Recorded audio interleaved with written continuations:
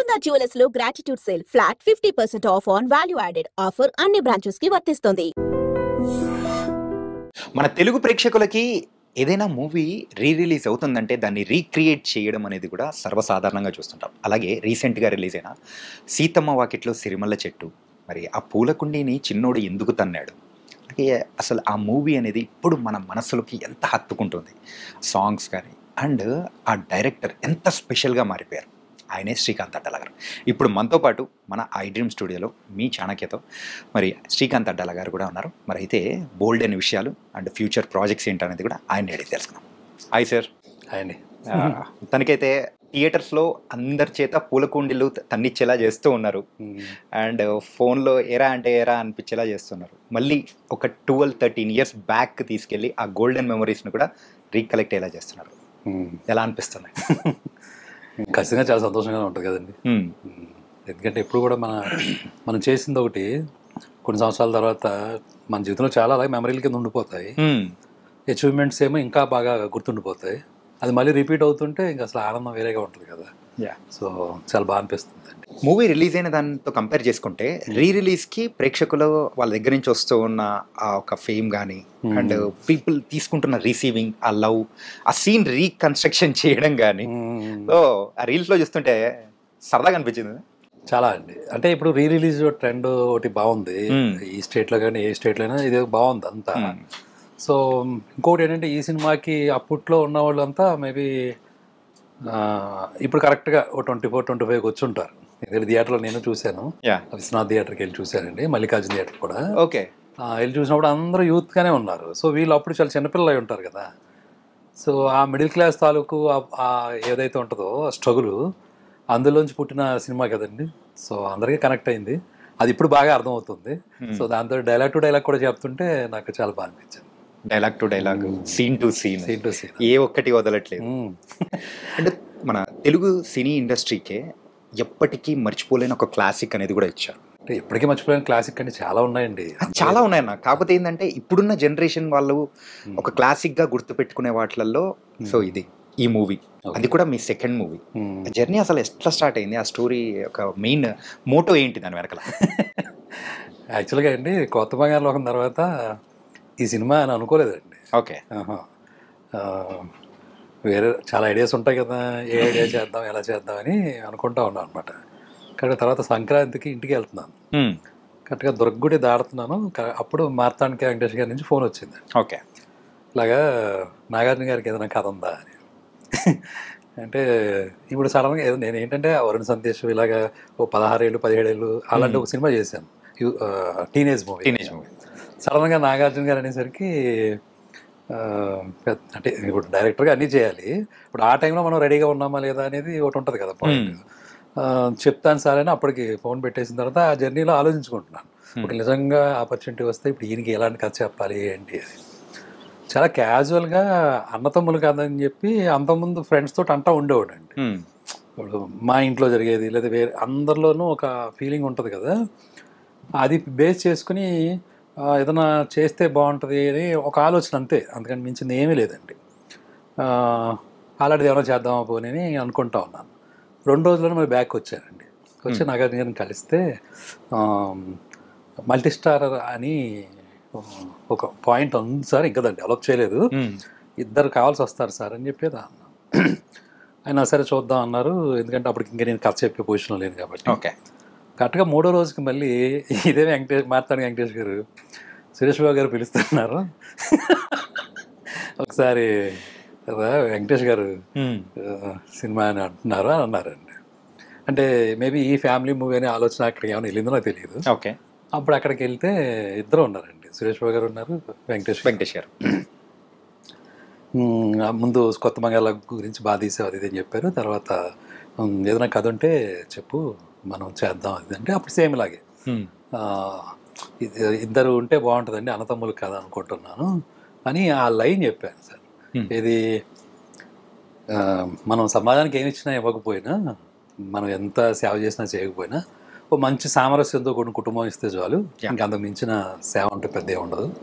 ఈ ఒక్క లైన్ మీద ఒక కథ అనుకున్నాను సార్, చాలా న్యాచురల్ ఇన్సైట్స్ తోటి అని చెప్పారు. అది బాగుంది కదా అని సరే చేయి, దీని మీద డెవలప్ చేసుకుని చేద్దాం ఖచ్చితంగా అన్నారు. ఇప్పుడు కూడా అండి మనిషికి ప్రోత్సాహం అంటే అడుగుడికి ఉత్సాహం వచ్చేస్తుంది. అంతేనా? అంతే కదండి, ఇది వెరీ థింగ్ కదా. సో దాంతో నాకు చాలా బాగా అనిపించింది. వెంటనే దిల్రాజు గారు కంట్రీ క్లబ్ ఏదో ఉంటుంది సార్ సికింద్రాబాద్ దగ్గర, అక్కడి నుంచి కాల్ వచ్చిందండి, ఒకసారి ఇట్రా అని చెప్పి. అంటే మరి నేను ఆయనకి చెప్పలే, అంటే ఇక్కడ చెప్పకుండా ముందే సురేష్ బాబుకి చెప్పారు. మార్తాండ వెంకటేష్ గారు రమ్మంటే నేను వెళ్ళాను. అసలు ఎంత జరుగుతుందో అనుకోలేదు కదండి. నేను రెండో సినిమా మళ్ళీ రాజు గారికే చేయాలి. ఓకే. సో ఆయన దగ్గరికి వెళ్తే ఏంటి లేదు సార్ అసలు ఇది ఏదో అనుకోకుండా జరిగింది, బట్ నేను అక్కడ చెప్పానండి సురేష్ బాబు గారికి, సార్ రెండో సినిమా నేను ఆయనకే చేయాలి అని కూడా చెప్పాను. అది పెద్ద విషయం కాదు, బట్ నువ్వు కథ బాగా చెయ్యి, ఏదో పాయింట్ బాగానే ఉంది అన్నారు. అదే ఆయనకి షేర్ చేశాను. ఆ రోజు అలాగా నిజం చెప్పాలంటే అది వెంకటేష్ గారి వల్ల దానికి ఏమంటారు ఒక అంకురార్పణ.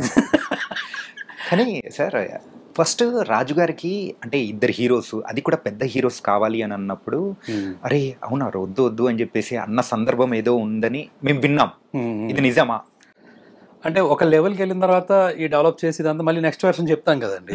అప్పుడు వెంకటేష్ గారికి మళ్ళీ చెప్పినప్పుడు ఆయన అన్నారండి, ఏదో చిన్నగా తీసుకుంటే కాదు, గుండం కథలాగే చేస్తేనే బాగుంటుంది, పెద్ద హీరోలు అయితేనే బాగుంటుంది. ఇప్పుడు నేను నాతో పాటు ఓ పవన్ కళ్యాణ్ లేకపోతే ఒక ఇలాగా అని ఆయన నోట్ అంటేనే 2-3 పేర్లు వచ్చినాయి.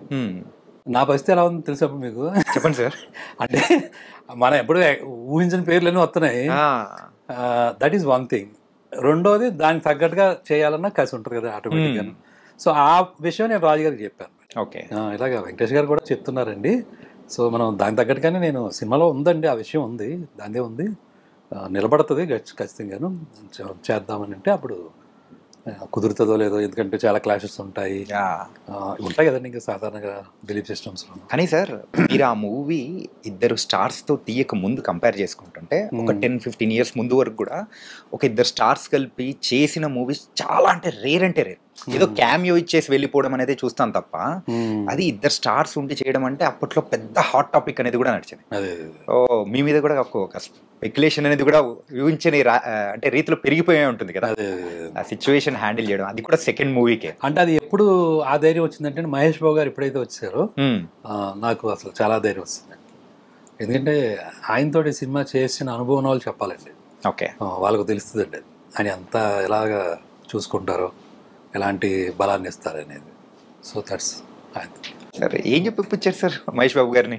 ఏం చెప్పారు, ఇది అది అది చాలా విచిత్రంగా జరిగిందండి. మళ్ళీ రాజుగారి దూకుడు సెట్కి తీసుకెళ్లారు. మహేష్ బాబు గారికి చెప్పాను అని చెప్పేసి నాకు ఇంకా బాగా అనిపించింది అండి. ఓకే, ఎందుకంటే ఆ కథ ఊహించుకోవడంలో వెంకటేష్ గారు మహేష్ బాబు గారు బాగుంటుంది అని చాలా కాన్ఫిడెంట్గా వెళ్ళాను. చాలా 15 minutes చెప్పానండి అంతే. ఓకే, చిన్నగానే చెప్పానండి. ఈ సినిమా ఏంటో విచిత్రంగా అందరికీ కొద్దిగా చెప్పడం ద్వారానే ఓకే అవుతూ వెళ్ళిపోయింది. అంటే కంప్లీట్ స్టోరీ అసలు అంటే కంప్లీట్ స్టోరీ లేదని కాదు, అంటే ఫస్ట్ చెప్పేటప్పుడైనా కానీ అంటే ఆయన కూడా 15 minutes చెప్పారండి. ఇలా అన్నతమ్ములు మధ్యలో ఉన్న బాండ్ ఏంటి, మెయిన్ కాన్ఫ్లిక్ట్ అండి. అది బాగా నచ్చిందండి మహేష్ బాబు గారికి. అంటే అది ఏదో చాలా పెద్ద విషయంగా ఉండదండి, అది లోపల ఉండే విషయం అది. దాన్ని అప్పుడు ఎప్పుడైనా ఎవరైనా ఎలా చూసుకుంటారు ఒక ఆర్టిస్ట్గా, ఆయన ఓకే ఈ పర్ఫార్మెన్స్ స్కోప్ ఏంటి, ఇది చాలా డిఫరెంట్గా ఉంటుంది అని ఒక పాయింట్ ఉంటుంది కదండి. ఇప్పుడు విలన్ అనేది లేకపోతే కాన్ఫ్లిక్ట్ అనేది బయట పెద్ద పెద్ద బాంబులతో చేసేది ఉంటుంది, గుండెల్లో డైనమైట్లు పగిలేది ఉంటుంది. రెండు ఒకటేనండి. ఆడియన్కి ఏదైతే అది కనెక్ట్ అవుతుందో దాంట్లో వెళ్తారండి. సో ఆ నమ్మకంతో మనం ఉన్నప్పుడు ఏ కథైనా మనం డీల్ చేయొచ్చండి. ఓకే, సో అంతే. అదే కొన్నిసార్లు వర్కౌట్ అయిందా లేదనేది దానికి 100 కారణాలు ఉంటాయి. బట్ బేసికల్గా ఒక కథ అనుకుని రాసేటప్పుడు ఆడియన్ పాయింట్ ఆఫ్ వ్యూ అయితే కనుక తనకి ఏ కాన్ఫ్లిక్ట్ అయినా తను దాంట్లోకి వెళ్తాడండి, మనం కరెక్ట్గా చెప్పగలిగితే కనుక అది కూడా ఈక్వల్గా ఫీల్ అవుతారు. సీతమ్మ వాకిట్లో సిరిమల్ల చెట్టు అసలు ఆ టైటిల్ పెట్టాలని ఎలా అనిపించింది సార్? ఏంటంటే అస్సలు ఇప్పటి వరకు ఎక్కడా వినంది అండ్ అంటే ఏదైనా కానీ ఒక వాక్యంలా ఉండేదాన్ని మీరు అది ఒక టైటిల్లా మీరు సెట్ చేసేసారు. ఇది ఎలా ఉందంటే నాకు రిలీజ్కి ఎలాగైతే ఉందో అలాగే ఇంటర్వ్యూస్ ఏమైనా ఉంటే అప్పుడు ఇచ్చిన ఇంటర్వ్యూలో ఏ క్వశ్చన్ అడుగుంటారు కదా, ఏంటంటే సార్ ఇంకా విషయాలు చెప్పాలంటే అదే మూవీ ఇప్పుడు గనక రిలీజ్ అయితే ఇప్పుడు ప్రతి మూవీకి ఈచ్ అండ్ ఎవ్రీ డీటెయిలింగ్ తీసుకొని దాన్ని డీకోడ్ చేస్తున్నారు. ఆ డీకోడ్ చేసిన క్వశ్చన్స్ ఇంకా ఉన్నాయి అన్నమాట. అది ఇంకా అడుగుతాం సార్. క్వశ్చన్ పేపర్ బాగానే ఉంది అయితే. ఉంది సార్. ఏంటంటే ఇది ఒక్క క్వశ్చన్ పేపర్ కాదు సార్, కలెక్టివ్ గా తీసుకున్న క్వశ్చన్స్. యా. అలాగే మీరు స్టోరీ రాసుకునేటప్పుడు యూజువల్ గా అసలు క్యారెక్టర్స్ నేమ్స్ అనుకుని ఒకటి రాసుకోవడం అనే స్టైల్ ఒకటి ఉంటుంది. కాకపోతే ఇందులో పెద్దోడు చిన్నోడు క్యారెక్టర్ పేర్లు ఏంటి అసలు? అది నేను కావాలనే చేసిందండి. అది పేర్లు పెట్టకపోతేనే బెటరు. ఎందుకంటే ఎవరైనా ఐడెంటిఫై చేసుకునేలా ఉంటే బెటర్. ఏదో ఒక పర్టికులర్ పేరు పెడితే ఆ పేరులాగా ఉండే అవకాశం ఉంటుంది. బట్ ఇది అది ఇందులో చాలా మందికి పేర్లు ఉండవండి. అఫ్కోర్స్ సీత ఆ అమ్మాయి పేరు మీద పెట్టాను కాబట్టి ఆ అమ్మాయి గీత రైమింగ్ ఉంది కాబట్టి గీత అలా ఏదో ఫిక్స్ అయ్యాం. కానీ మిగిలిన కొండలరావు ఇలాంటి చిన్న చిన్న. బట్ మెయిన్గా మీరు అడిగిన దానికైతే పేర్లు పెట్టకపోతేనే బెటర్. చిన్నోడు పెద్దోడు ఇంట్లో పిలుచుకునే కలవకొలగా ఉండేది అదే కదండి. సో అది యూనివర్సల్గా ఉంటుంది అని అలా అనిపించి చేసిందండి. మంచోడంటే ఇప్పటికీ ఎప్పటికీ రేలంగి మామయ్య అని డిసైడ్ అయిపోయేలా చేశారు. అసలు ఆ క్యారెక్టరైజేషన్ ప్రకాష్ రాజ్ గారిని సెట్ చేయాలని ఎలా అనిపించింది సార్? అంటే ముందు రాసుకున్న టైంలో నాకు ఈ కొత్త బంగాళాలోకం చేసినప్పుడే ఆయనతోటి ఒక బాండింగ్ ఉంటుంది. అలాగే బొమ్మరిల్లు ఫాదర్ ఆ టైంలో ఇంకా ఆయన ఒక మెయిన్గా కనపడుతున్నారు. ఏది రాసుకున్నా ఆయన మైండ్లోకి ఆటోమేటిక్గా వస్తున్నారు. సరే చేయించడం అనేటప్పటికి నిజానికి ఆయనకు కూడా కష్టమే. ఆయన ఆడియో ఫంక్షన్ కూడా అప్పుడు చెప్పారు. ఎందుకంటే అప్పటి వరకు ఒకలాంటి క్యారెక్టర్స్ చేశారు. ఇదేంటంటే మొత్తం అసలు ముందు నేను అన్నాను కూడా ఆయన, సరే ఈ కథ రాయాలంటే ముందు నేను మంచోడై ఉండాలి, చేయాలంటే మీరు ముందు మంచోడై ఉండాలి. ఎందుకంటే ఆయనకి కొంచెం సెట్లో ఆయన కొంచెం స్ట్రిక్ట్గా ఉండడం, లేకపోతే ఏదైనా కోపం వస్తే ఇమీడియట్గా ఎక్స్ప్రెస్ చేయడం అవన్నీ నేను చూశానండి. సో బట్ ఈ సినిమాకి ఏంటంటే నిజంగానే చాలా శాంతంగా ఎక్కడ పడితే అక్కడ అలా కూర్చొని అలా చేసుకుంటూ వచ్చారు. అదే ఆ క్యారెక్టర్కి ఆయన ఇచ్చిన విలువ, దాన్ని ఆయన తీసుకున్న విధానం. బేసికల్గా ఏంటంటే ఆ క్యారెక్టర్లో ఉన్న డెప్తేనండి. అంటే నమ్మాలి. ఇప్పుడు సాధారణంగా ఏంటంటే మనం లోకంలో 100 రకాల ప్రాబ్లమ్స్ ఉంటాయి అందరికీ. మనలోనే చాలా ఇంటర్నల్ డీమాన్స్ ఉంటాయి, మన వికారాలు అంటాం కదా. 100 రకాల శత్రువులు ఉంటాయి మన లోపలే ఉంటాయి. అవన్నీ దాటి ప్రవర్తించడం అనేది కదా మనం చేసే పని. రోజు ప్రతి ఒక్కరు చేసే ఎక్సర్సైజ్ ఇదే. వాళ్ళు ఎదుర్కొనే ప్రాబ్లమ్స్ దగ్గర ప్రతిసారి మళ్ళీ ఆ టేప్ని ఎంత ప్రాబ్లం ఉన్నా మళ్ళీ మనల్ని మనం చూసుకోవడం మొదలు పెడుతూ ఉంటాం. బట్ ఈ అన్నిటికీ ఒక సొల్యూషన్గా చెప్పాలి అంటే బేసికల్గా మనిషి అంటే మంచోడు కదా లోపల. ప్రతి ఒక్కడ ఇప్పుడు తపన ఏంటండి, మనం చెడ్డగా కనిపించినా లేకపోతే మనం ఒక తెలియకుండా మిస్టేక్ చేసినా మళ్ళీ దాన్ని రికవర్ చేసుకుందానే ట్రై చేస్తూ ఉంటాం కదా. లైఫ్ అంతా జరుగుతూ ఉంటుంది కదా ఈ ప్రాసెస్. దట్ మీన్స్ మనిషి అంటే ఖచ్చితంగా మంచోడు అయితేనే ఆ పని చేస్తూ ఉంటాడు. పైగా అందరూ భగవంతు స్వరూపులు అన్నప్పుడు మంచోడు కాకుండా ఎందుకు అవుతాడు? సరే ఆ డెప్త్కి వెళ్ళి చూసినోడు ఎవడో చంద్రుడు ఎవడో అంటే మనకి దగ్గర ఆన్సర్స్ ఉండవు, అదంతా వేరే సబ్జెక్ట్ అది. బట్ వన్ బిలీవ్స్ అంటే నేను నమ్మాను అంటే అప్పుడు నేను మంచిగా ఉంటే ఆ టైంలో మంచితనం కూడా బయటకు వస్తుంది అనేది ఆ క్యారెక్టర్ నమ్మిన విషయం అనమాట. అంటే దీనికి సంబంధించి కూడా మీరు క్లైమాక్స్లో ప్రకాష్ రాజ్ గారితో ఒకటి చెప్పిస్తారు. ఏంటంటే ఇక్కడ ఉన్నాడు పేదోడై ఉంటాడు, డబ్బులు ఉన్నోడై ఉంటాడు, చిన్నోడై ఉంటాడు, పెద్దోడై ఉంటాడు, కానీ నేను మంచోడిని దేవుడా, నాకు మాత్రం నన్ను కాపాడు దేవుడా అని చెప్పేసి అది చెప్పిస్తారు. అదే ఒక్కసారిగా గుండెల్లో ఎట్లా అంటే సార్ దీనికి ఒక చిన్న ఫ్లాష్ బ్యాక్ ఉందండి. ఏంటి సార్ ఈ డైలాగ్ రాయటానికి? నా ఫ్రెండ్ ఉంటాడు ప్రతాప్ అని, నాకు బాగా క్లోజ్ ఫ్రెండ్స్ మా ఊర్లో చాలామంది ఉంటారండి. అందులో బద్రి అని, నెక్స్ట్ మన ప్రతాప్ అని ఉంటాడు. తను నేను తిరుపతి వెళ్ళేవాడిని. కరెక్ట్గా ఈ సినిమాకి స్క్రిప్ట్ రాసుకుంటున్నప్పుడే తిరుపతి వెళ్తే తిరుపతి దర్శనం అయిపోద్ది కదండి. దర్శనం అయిపోయిన తర్వాత అక్కడ పైన కూడా దండం పెట్టుకుంటాం, లక్ష్మీదేవి ఉండి. ఈ పక్కన వచ్చి కూర్చుంటే, ఇక్కడ కూర్చుంటే ఇందిరాగాంధీ, ఇక్కడ దండం పెట్టుకుంటేనే ప్రైమ్ మినిస్టర్ అయిందని వాళ్ళు ఎవరో చెప్తున్నారు అక్కడ. ఇలాంటి ఉంటాయి ఆయన గుడి దగ్గర చిన్న సెంటిమెంట్స్. మనం సరే మరీ ప్రైమ్ మినిస్టర్ కాకపోయినా ఏదో అవుతామని అని చెప్పి ఆ ప్లేస్ లో చోట అక్కడ రూపాయి బిల్లు కూడా నించో పెడతా ఉంటారు. మీరు తిరుపతి వెళ్తే అందరికి తెలుసు. ఆ ప్లేస్ లో ఎందుకో చాలాసేపు ఎక్కువసేపు కూర్చున్నాను బయటకు రాకుండా. ఇంకా ఆ దృష్టి ఏమైందంటే ఈ లోపలికి వచ్చి దర్శనం చేసుకునే వాళ్ళ మీద పడింది. సో ఆ ఎంట్రన్స్ కనపడుతుంది మనకి. అక్కడి నుంచి లోపలికి ఎంటర్ అవుతారు. ఇంక ఏ దర్శనం వాళ్ళు అయినా సరే ఒక చోట ఏకమైపోతారు. అవును సార్ కదండి. అక్కడ ఓ ప్లేస్ ఉంటుంది, అక్కడ మొత్తం గోపురం దగ్గర మొత్తం అందరినీ కలిపేస్తారు. కలిపేసి ఇప్పుడు ఇలా లోపలికి ఇలాగ ఎంటర్ అయ్యి చాలా క్రౌడ్ ఉంటుంది కదండి. అలా తిరిగి లోపలికి వచ్చి కొంచెం ఎత్తు ఉంటుంది మనం వెంకటేశ్వర స్వామి దగ్గరికి వెళ్ళేటప్పుడు ఆ చెక్కతోటి. సో ఇలా వచ్చి ఇలా తిరుగుతారు. ఇక్కడ దేవుడు ఉన్నాడు అనుకోండి, అలా వచ్చి ఇలా తిరుగుతారు. కరెక్ట్ గా మెట్టెక్కుతున్నారు సార్ ప్రతి ఒక్కళ్ళను. ఆటోమేటిక్ చేతులు లేచిపోతున్నాయి అందరూ. ఓకేనా, గోవిందా గోవిందా అంట. సో మళ్ళీ వెనక్కి తిరిగి చూస్తే మళ్ళీ అలాగే అప్పుడు వచ్చిన ఆలోచన అండి. అందులో డబ్బున్నవాడు ఉంటాడు, పేదవాడు ఉంటాడు, ఒక డాక్టర్ ఉంటాడు, కలెక్టర్ ఉంటాడు. ఇక్కడ అందరూ వచ్చారు దందాపుని ఏంటారు అంటే భగవంతుడి ముందు బాబోయ్ కాపాడు అని చెప్పి నేను మంచోడిని నా వెనక ఒకసారి చూడు. అప్పుడు నేను మా ప్రతాప్ తోటి అన్నాను, క్లైమాక్స్ ఇదేరా, అదేంటంటే ఎలా డీల్ చేయాలి, ఎందుకు అతను నవ్వగలుగుతున్నాడు ప్రతి ఒక్కరిని చూసి, అంత కాన్ఫిడెంట్గా ఎలాగా చేయగలుగుతాడు అంటే అతను నమ్మాలి, ఏదో ఒకటి నమ్మాలంటే దానికి ఒక హేతు ఉండాలి. సో ఇది వర్కౌట్ అయిపోద్ది. సో రాసేచ్చాడు, ఇలాగేం పర్లేదు, మనిషి అంటే మంచోడు. మీకు ఒక విషయం తెలుసండి, ఈ సినిమా అయిపోయిన తర్వాత విజయవాడ బస్ స్టాండ్లోనూ నాకు బుక్స్ దొరుకుతాయండి ఒక చోట. ఓకే, అక్కడికి వెళ్ళాడండి. ఈ సినిమా రిలీజ్ అయ్యి 6వ నెల 7వ నెల అనుకుంటా, అప్పటికి చాలా కాలం అయింది. నుంచుని ఆ బస్ కోసం నుంచుంటాను, మా ర్యాలింగ్ వెళ్తాను, మా ఊరు వెళ్తాను. ఒక ఆయన వచ్చాడండి, ఏమండి మీరు సితమాటిలో డైరెక్టర్ గారు? అవునండి. ఏమండి మనిషి అంటే మంచోడు అలా డైలాగ్ రాయకండి సార్, మనిషి అంటే దొంగనా కొడుకండి. ఎందుకు సార్? ఏమో ఆయన ప్రెస్టేషన్ ఏంటో. ఓకే, ఇక్కడ బాగా డైలాగ్ ఇప్పుడు రాయకండి సార్, నాకేమో నవ్వొచ్చింది. సో అవన్నీ ఉంటాయండి, కామన్గా ఉండే విషయాలు. బట్ మనం నమ్మింది ఆ పాయింట్ దగ్గర అయితే నేను ఆ క్యారెక్టర్కి డిసైడ్ చేసి రాయిచ్చేయం పర్లేదండి. అందులో సిరివెన్నెల సీతారామ శాస్త్రి గారు రాసిన సాంగ్, మరి దాని వెనకలో కూడా ఒక చిన్న స్టోరీ ఉందని కూడా మీరు ఇంతకుముందు అన్నారు. ఏంటంటే ఒక లైన్ చెప్పేసి దాని మీద రాయండి సార్ అని చెప్పేసి అని అన్నారు. కానీ ఆ సాంగ్ ఇప్పుడు అంటే అప్పుడు మేము చిన్నపిల్లలం, వింటూ ఉన్నప్పుడు ఆ అర్థం పెద్ద తెలిసేది కాదు.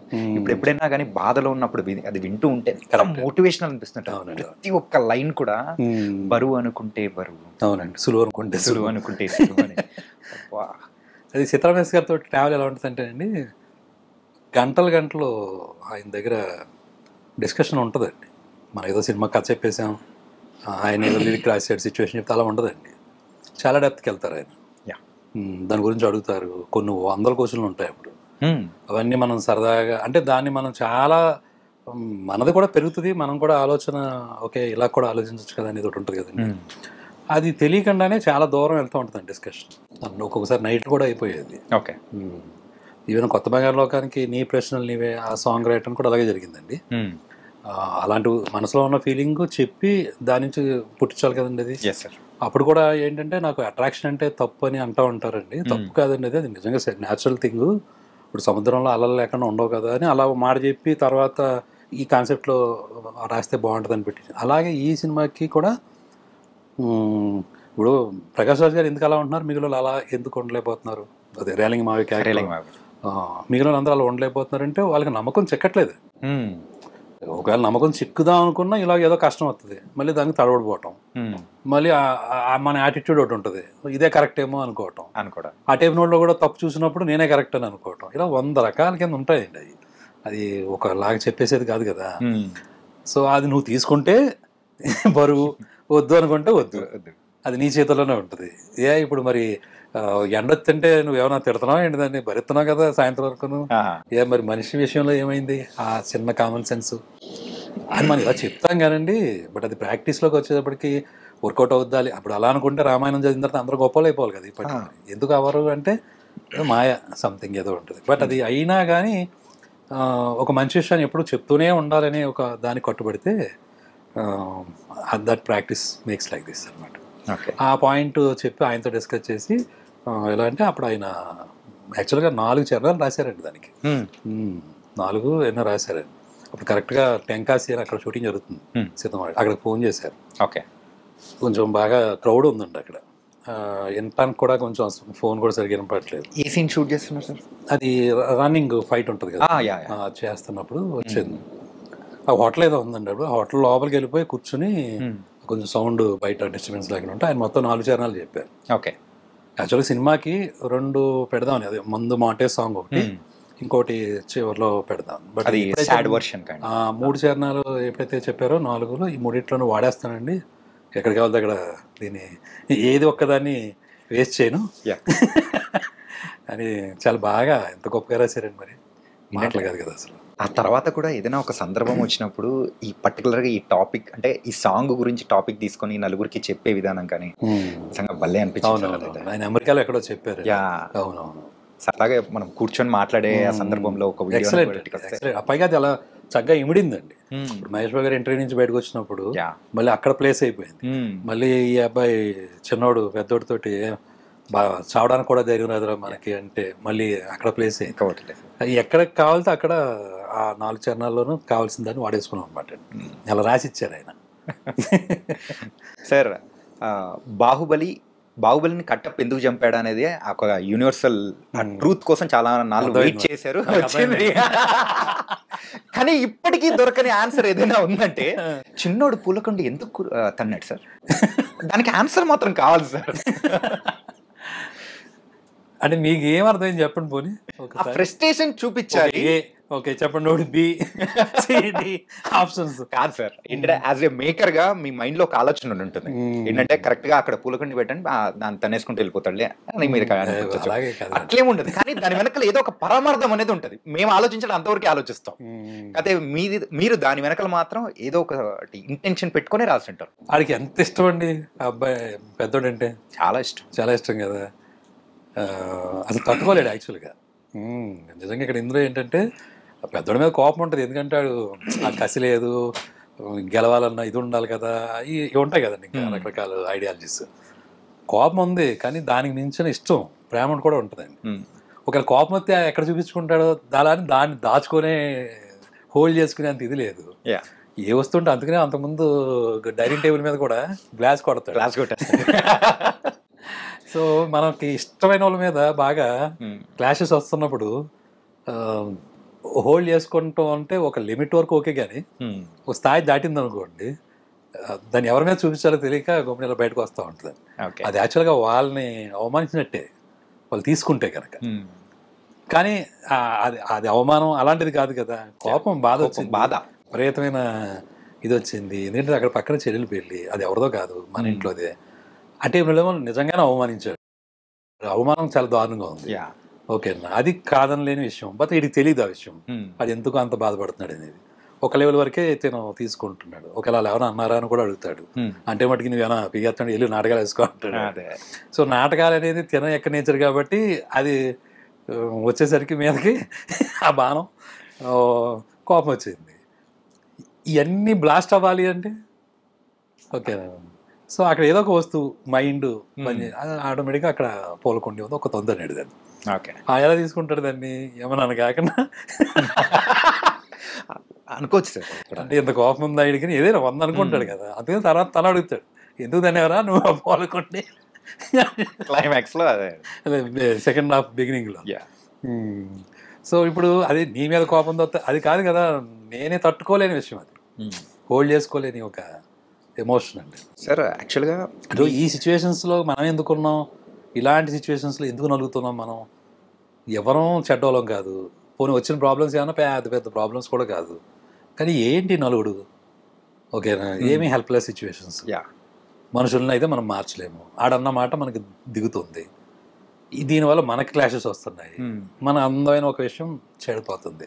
ఓ పక్కన మనకి జాబులు, ఓ పక్కన బయట ఎన్నిట్లోనూ మళ్ళీ ఇవి ఒకటి. ఎలాగరా బాబు ఇదంతా అనే ఒక ఏదైతే ఉందో దానికి సింబాలిక్గా కోపం బయట పడితే ఉండేది అది అనమాట. సో పోలకొండ అంటే అందంగా ఉంటుంది కదా, ఇదంతా అనడం అనమాట. దీని వెనక ఇంత స్టోరీ ఉందన్నమాట. అంటే వచ్చింది అలా ఆటోమేటిక్గా మీరు అడిగారని. ఓ అంటే ఇప్పుడు క్రియేట్ చేసి చెప్పింది సార్, అది చెప్తున్నాను సార్. అంటే మీ అన్నగారితో అలా రిలేషన్ ఏమన్నా ఉన్నిందా బాగా? ఉంటుందండి మన. అంటే అదే ఇక్కడ మీరు ఇక్కడ రెప్లికేట్ చేశారనుకోవచ్చా? అంటే యాస్టీజ్ ఉండకపోవచ్చు అండి, బట్ ఇన్స్పిరేషన్ అయితే ఖచ్చితంగా ఉంటుంది కదండి. మీరు కూడా పూలకొండి అన్నారా? లేదు. అన్నయ్య మీద ఫ్రస్ట్రేషన్ ఎలా చూపించాలని అంటే మిడిల్ క్లాస్లో ఉంటుందండి ఇది. మిడిల్ క్లాస్ ఫ్యామిలీస్లో ఈ జాబ్స్ సెటిల్ అవ్వకుండా ఒక టైం వస్తుందండి. దానికి కారణం కూడా ఏముండదండి, అలా ప్రయత్నం లేదా అంటే ప్రయత్నాలు కూడా ఉంటాయి. ఒక్కొక్కసారి కలిసి రాకపోవడం ఉంటుంది, ఒక్కొక్కసారి సిచ్యువేషన్స్ మారిపోతూ ఉంటాయి. ఇప్పుడు పెద్ద అయినా ఏమైనా జాబ్ చేయను అన్నాడా, అక్కడ ఏదో సిచ్యువేషన్ వచ్చింది, నువ్వు గుడ్ మార్నింగ్ కూడా చెప్పు, లేదా అది చెప్పు ఇది చెప్పు అని ఏదో అలాంటి ఒక చిన్న ఫీలింగ్ దగ్గర వచ్చాడు మానేసి, మళ్ళీ అతనే రమ్మంటాడు, అది వేరే విషయం. కాకపోతే ఏమవుతుందంటే ఆ తాత్కాలికమైన ఆవేశాల దగ్గర మనకి విషయాలు డిలే అవుతున్నప్పుడు అక్కడతో అక్కడ కొంచెం ఫ్రస్ట్రేషన్స్లోకి వెళ్ళే అవకాశాలు ఉంటాయి. అంతే కథ అది యాక్చువల్గా. అందుకని చాలా మంది అంటా ఉంటుంటే అసలు దాంట్లో కథే ఉండదు, మూమెంట్స్ ఉంటాయి, లాట్ ఆఫ్ ఎమోషన్స్ ఉంటాయి. ఇలాగా నాకు సురేష్ బాబు గారే అన్నారండి ఈ మాట. నాకు అంతకుముందు తెలియదు. నేను ఆయన కథ చెప్పినప్పుడు చెప్పారండి, ఇది కథగా చూడకూడదు, ఇది స్లైస్ ఆఫ్ లైఫ్. ఆ మూమెంట్స్ నువ్వు అన్నీ పట్టుకొచ్చి అక్కడ పెడితే దీనికి మళ్ళీ సొల్యూషన్ కూడా ఉండదు, ఆ ప్రాక్టీస్ అనే ఒక పాయింట్లో వెళ్ళిపోద్ది అది. సో ఆ ఎండింగ్ కూడా మనం ఇవ్వలేము, బట్ ఫీలింగ్ అది గట్టిగా తగులుతుంది. ఆయన బాగా ఎక్స్ప్లెయిన్ చేశారు నేను చెప్పిన తర్వాత. సురేష్ బాబు గారు బాగా అప్పుడు నాకు బాగా గుర్తండి. ఓకే, అంటే నువ్వు చూపించేది ఏంటి అంటే ఏదో సెటిల్ అయిపోయారు, లేకపోతే ఏదో అచీవ్ చేసేసారు, ఇక్కడ ఏ దగ్గర స్టార్ట్ అయింది కదా బి దగ్గర ఎండ్ అయింది, అలా లేదు. ఇంటర్నల్గా జరుగుతున్న ఒక ట్రాన్స్ఫర్మేషన్. ఓకే, బెటర్ పీపుల్గా వీళ్ళు ఎలా ట్రాన్స్ఫార్మ్ అయ్యారు అనేది ఇంకా బెటర్గా కావచ్చు, మళ్ళీ రేపొద్దున్న ఇంకా కావచ్చు, దేర్ మే బి ఇంకా దాని హైయర్ పొజిషన్. సో ఆయన ఎక్స్ప్లెయిన్ చేసినప్పుడు ఇంకా నాకు బాగా అనిపించింది. సో ఈయన చాలా బాగా అర్థం చేసుకున్నారు. Okay, right sir. మరి ఈ మూవీ తర్వాత ముకుంద తీశారు. అవును, దీనికంటే ముందు కొత్త బంగారు లోకం. ఈ కొత్త బంగారు లోకం అనేది సో మీ లైఫ్లోంచి వచ్చిన మూమెంట్స్ అనుకోవచ్చా? అంటే లైక్ మీరు ఒక లెక్చరర్గా వర్క్ చేశారు, సో ఆ టైంలో చూసిన కొన్ని థింగ్స్ కానీ అది తీసుకొని దాన్ని తగ్గట్టు మీరు రాసుకున్న స్టోరీ అనుకోవచ్చా? ఖచ్చితంగా అనుకోవచ్చు అండి. ఇప్పుడు మూవీ ఫీల్డ్లోకి వచ్చినప్పుడు మనకి అది వెళ్దాం అనుకున్నప్పుడు కథలు అనుకుంటూ ఉంటాం చూసారా, అది ఎలా ఉంటుందంటే అదే మూడుతో ఉంటాం, అదే ఆలోచిస్తుంటాం కదా. సో మనం ఫిక్షనల్గా రాసామనుకోండి, అదొక స్టైల్ ఆఫ్ రైటింగ్. లేదు న్యాచురల్గా ఉన్న విషయాల నుంచి తీసుకునేది అనుకోండి. సో నేను ఇప్పుడు ఒక టీనేజ్ మీద ఒక కథ రాయాలనుకుంటున్నాను. అప్పుడు అనుకోకుండా నేను ఆ కాలేజ్లో టీచర్గా వెళ్ళాను. ఇప్పుడు నేను అనుకుంటున్న థాట్కి సంబంధించిన లైఫే కనపడుతుంది అక్కడ. అది ఇంకా ఇంకా ఇన్స్పిరేషన్గా ఉంటుంది కదండి. పైగా నాకు బాగా ఉండే అలవాటు ఏంటంటే స్టిల్ ఐ ఫాలో అండి, వచ్చిన బుక్ పెట్టుకుంటాను. ఓకేనా, న్యాచురల్ ఈవెంట్స్ ఏదైనా కనపడతా ఉంటే నోట్ చేసుకుని మళ్ళీ మర్చిపోతామేమో, ఆ ఇన్స్పిరేషన్ ఒకటి ఉంటుంది చూసారు. అవును సార్. పైగా అది ఎలా ఉంటుందంటే ఆ టైంలో రాస్తున్న కథ తాలూకు విషయాలే మైండ్లో మెదులుతూ ఉంటాయి. సో ఇది మేబీ ఎంటెక్ చదువుతున్నప్పుడు రీసెర్చ్ చేసిన అలవాటుకి దీంట్లో కూడా వచ్చినట్టుంది అది. ఓకే, సో మేబీ అంతే. అలాగా అప్పుడు నిజంగానే అప్పుడు టీనేజ్ కథ రాయాలని ఒక కోరిక, చాలా ఇష్టంగా ఉండేది. ఇది సీతాకోక చిలుక ఆ టైం ఉంటాయి కదండి, ఆ ఇన్స్పిరేషన్ అలాగా ఉండేది. పైగా నాకు అట్రాక్షను ఈ కాన్సెప్ట్ ఎక్కువ ఉండేది. అప్పట్లో మనం పడుతున్న విషయమే అది. అలాంటిది కదా. కానీ అందులో మీరు చెప్పిన ఒక న్యాచురల్ ట్రూత్ ఏంటంటే యూత్లో ఇలా ఉంటుంది, యూత్ తర్వాత మనం అయితే జాబ్ చేసేటప్పుడు 30 వరకు ఇలా ఉంటుంది, 30 తర్వాతే ఎవరు వస్తే వాళ్ళు ఏది పడితే అది అని చెప్పినది యాజ్ ఇట్ ఈజ్ ఇప్పుడున్న జనరేషన్కి తగ్గేటట్టు ఉంది సార్. మీరు ఆ రోజుల్లోనే ప్రిడిక్ట్ చేసి 2008లోనే చెప్పేటప్పటికి ఒకసారి మూవీ చూస్తుంటే ఇది ఆయన ఎప్పుడో చెప్పారు, మరి అర్థం చేసుకోవాలనిపించింది. అవునండి. ఏంటి సార్ ఇది యాక్చువల్గా ఇది ఎక్కడైనా ఎక్స్పీరియన్స్ చేశారా, లేకపోతే మొత్తం చుట్టూ ఉన్న అర్థం అవుతుంది కదండి. ఇప్పుడు మనం 28 అలా ఉంటాం అనుకోండి, సపోజ్ ఇంకో 2 సంవత్సరాల్లో 30 వచ్చేస్తానని ఒక ఫీలింగ్ ఉన్న ప్రతి ఒక్కరికి ఏదో అంటే అది ఇప్పుడు లైఫ్ అనేది జర్నీ, ఏది ఎప్పుడు జరగాలి అప్పుడే జరుగుద్ది. ఎవడెంత కింద మీద పడినా మరి అదేంటి అదొక మిరాకిల్ కదండి. ఎవరు ప్రతి ఒక్క లైఫ్లో చెప్తూ ఉంటారు కదా, సాధన లేకపోతే ప్రయత్నం గొప్పదా లేకపోతే రాత గొప్పదా అంటే దానికి ఆన్సర్ అప్పటికే ఎవరికే దొరకదు, అది వెళ్తానే ఉంటుంది. సో కాకపోతే మనకి కొన్ని మార్క్స్ ఉంటాయి ఏజ్లు బట్టి, మనకి సొసైటీలో ఉండేది. తొందరగా 25 లోపల పెళ్లి చేసుకోవాలి, 25 లోపల సెటిల్ అవ్వు, లేదా 30 తర్వాత ఇంకోటి, లేదా 30 ఈ అంటం వల్ల వచ్చే ఇన్ఫ్లుయెన్స్ తప్ప ఇప్పుడు ఎవరి లైఫ్ ఎవరు ఎక్కడ సక్సెస్ అవుతారు ఎలా తెలుస్తుందండి. అయితే ఈ పాయింట్ దగ్గర కామెడీలు వస్తూ ఉంటాయి ఈ చిన్న చిన్న విషయాల వల్ల. సో ఒక్కసారి 28 టచ్ అవుతున్నప్పుడు ఇంకో 2 సంవత్సరాలు 30 వస్తుందంటే ఏ చేసినప్పుడు చేయగలరా? ఫోబియా అనేది అబ్బాయిలకు మెయిన్ గా ఉంటుంది. అదే సార్, ఆ మూడంగి పడిందంటే ఏదో తెలియదు లోపల నుంచి ఒకటి కొట్టేసుకుంటూ ఉంటాడు, ఇంట్లో వాళ్ళు ఏం అనకపోయినా కానీ అంటారు అన్నది ఒక ఫీలింగ్. ప్రొడక్షన్ మేనేజర్స్ ఎప్పుడైనా షూటింగ్ కి అవుట్డోర్ వెళ్ళేటప్పుడు ట్రైన్ టికెట్స్ అట్లకి వెళ్ళినప్పుడు సార్ ఏజ్ అంటే 28 అండి, ఎప్పుడు 28